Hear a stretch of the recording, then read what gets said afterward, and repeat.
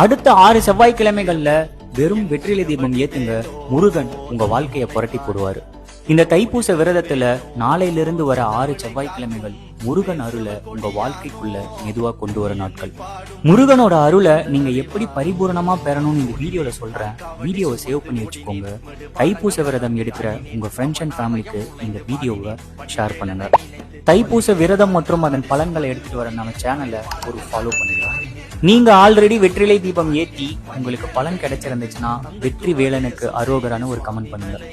December 23 இருந்து ஜனவரி 31 வரைக்கும் 6 செவ்வாய்க்கிழமை 5, 6 அல்லது 7 வெற்றிலை வச்சு ஒரு சிறிய தீபம் முருகனை மனசார நினைச்சு நீங்க வழிபட்டாலே போதும். சரவண பவ 6 எழுத்து, அதனால நான் 6 வெற்றிலை வச்சு வழிபடுறேன். இந்த வெற்றிலை தீபத்தை நீங்க காலையில 6 to 7, மதியம் 1 to 2, சாயம் பொழுது 7 to 8 ஏத்துனா உங்களுக்கு மிகுந்த பலன் கிடைக்கும். முருகான்னு சொல்லி அந்த தீபத்தை பார்த்துக்கிட்டே உங்க கவலைய அவன் கிட்ட ஒப்படைங்க. அவன் பார்த்துப்பான்.